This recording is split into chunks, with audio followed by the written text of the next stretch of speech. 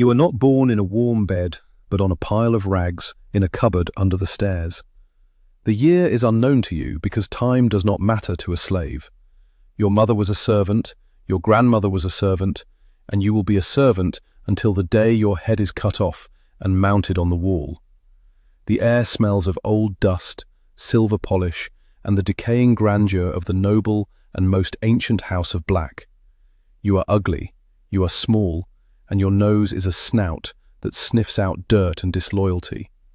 To be a house elf is to be invisible, a ghost that scrubs the floors and irons the robes.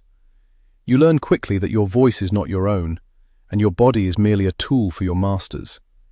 If you speak out of turn, you punish yourself. You iron your own fingers or shut your ears in the oven door.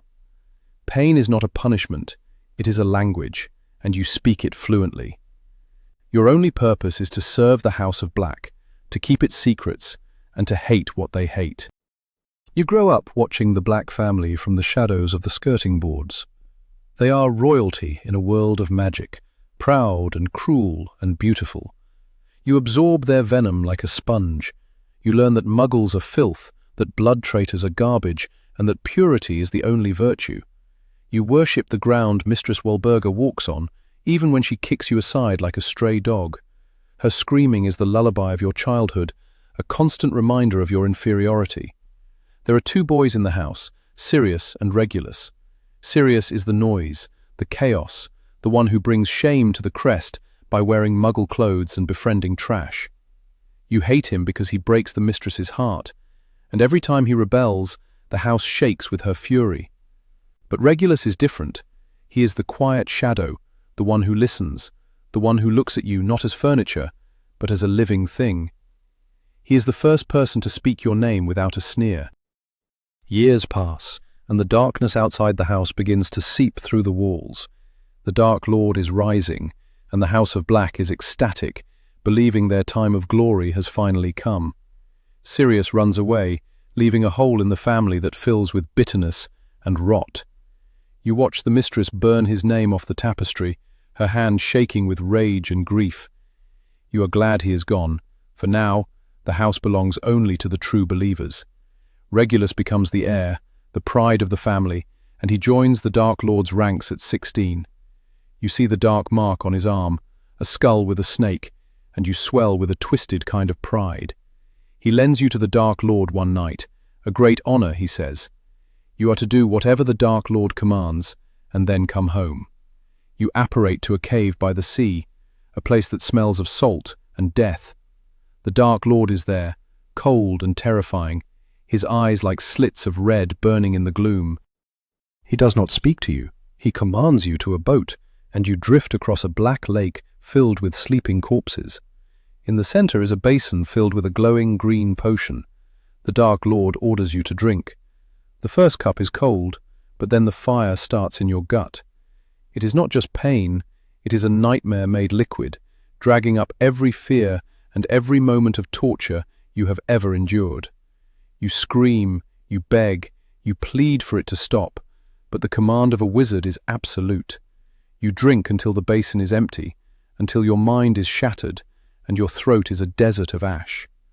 The Dark Lord places a heavy gold locket in the empty basin and leaves you there to die. Thirst consumes you, a primal need that overrides your fear. You crawl to the edge of the water to drink, but as your hands touch the surface, the dead wake up. Cold, slimy hands grab your arms, pulling you down into the freezing blackness. The water fills your lungs, and the inferi claw at your skin. You are drowning in the dark, surrounded by the rotting dead. But then a thought cuts through the panic. Master Regulus ordered you to come home.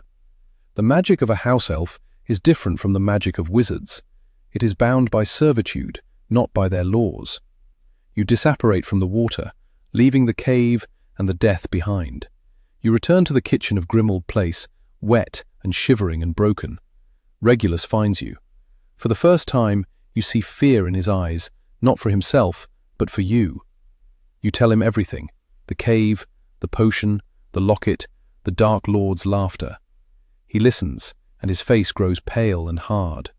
A few days later, Regulus comes to you again. He looks older, tired, as if he has seen the end of the world. He gives you a replica of the locket and orders you to take him back to the cave. He tells you that he will drink the potion this time. You weep and beg him not to, but he is the master, and his word is law. You watch in horror as your beloved Master Regulus drinks the poison.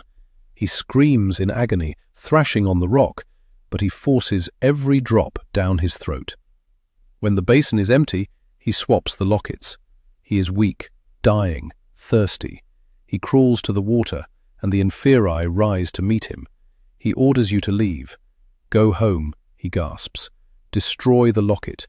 Never tell my mother. Never tell the family. You watch the water close over his head. The only person who ever showed you kindness is gone, dragged down into the dark by the monsters of the Dark Lord. You are alone. You return to the house, a secret keeper of a tragedy no one else knows. You try to destroy the locket. You use rocks, hammers, fire, magic. Nothing works. The gold remains unblemished, the heavy thrum of dark magic mocking your failure. You hide it in your cupboard, wrapped in your dirty rags, the only piece of Master Regulus you have left. Years bleed into decades. The mistress dies, screaming until the very end. The house falls silent. Dust settles in thick grey blankets over the furniture. The silver tarnishes, the wallpaper peels, and the portraits doze in their frames. You are the only living thing in this tomb. You stop cleaning because there is no one to clean for. You stop washing your pillowcase. You mutter to the portrait of the mistress, the only voice that answers you. Madness creeps in like the damp in the walls. You become a part of the house's decay, a nasty little thing scuttling through the shadows, hoarding trash and memories. Then, the silence is broken. Sirius returns, the traitor, the heartbreaker. He brings a crowd of people into your house, strangers, blood traitors, filth. They invade the rooms, throw away the mistress's treasures, and treat the noble house like a barracks. You hate them. You hate Sirius most of all. Sirius treats you like vermin. He does not know about the cave. He does not know about Regulus's sacrifice. To him, you are just a symbol of the dark past he hates. He kicks you, insults you, mocks your devotion to the mother who abused him. Every word he speaks is a lash of a whip. You spy on them, you listen to their plans, you mutter insults under your breath, calling the mudblood girl names, sneering at the weasels. You want them gone. You want the house to be silent and pure again. You want to be left alone with your locket and your madness. Then, the opportunity for revenge arrives. Sirius yells at you, tells you to get out. You take him at his word. You leave the house. You go to the only family member left who respects the old ways, Narcissa Malfoy. You tell her about Sirius. You tell her about the boy, Harry Potter. You betray your master because he never acted like one. Your betrayal works. Sirius rushes to the ministry to save the boy. He falls through the veil. The traitor is dead. You feel a grim satisfaction, a cold victory. The house is yours again. But the victory is hollow. The locket is still unbroken. Regulus's order is still unfulfilled. Then the boy comes, Harry Potter. He inherits the house. He inherits you. You despise him. He is the reason the Dark Lord fell the first time, but he is also a friend of the traitor. He commands you to work in the kitchens of Hogwarts. You go, but your heart remains in the dark cupboard at Grimmauld Place. Time passes, and the boy summons you back. He is hunting Horcruxes. He knows about the locket. He asks you about it. For the first time in years, someone asks you about Regulus. The dam breaks. You tell him the story. You tell him about the cave, the water, the sacrifice. You weep for the master who died a hero in the dark. The boy does something you do not expect. He does not hit you. He does not mock you. He gives you the fake locket. He tells you that Regulus was a hero. He treats you like a person. A shift happens in your chest, a cracking of the ice that has encased your heart for 20 years. He gives you a task. Find the thief who stole the real locket. Bring it back. Finally, you have a purpose. You have a mission from a master who respects the sacrifice of Regulus. You are not just a slave anymore, you are a soldier. You hunt down the thief, Mundungus Fletcher. You bring him to the kitchen. You watch as the boy interrogates him. You see the determination in Potter's eyes, and you realize he is fighting the same enemy Regulus fought, the enemy that killed your master. When the war comes to Hogwarts, you are ready. The castle is under siege. The Death Eaters are at the gates. The Dark Lord himself is there. You could run. You could hide in the kitchens. But you remember the cave.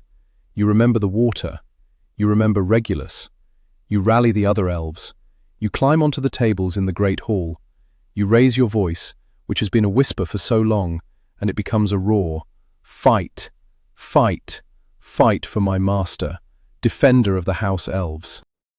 Fight the Dark Lord in the name of brave Regulus. Fight! You lead the charge. You are small, armed only with a carving knife and a cleaver, but you are a tidal wave of vengeance. You hack at the ankles of Death Eaters. You swarm them like angry hornets. You see the fear in their eyes. They forgot about the elves. They forgot that even the smallest creature can bite.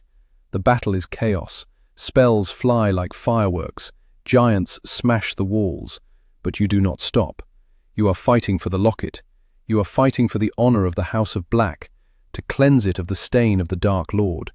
You are fighting for the boy who gave you kindness. When the dust settles, the Dark Lord is dead. The sun rises over the ruins of the castle.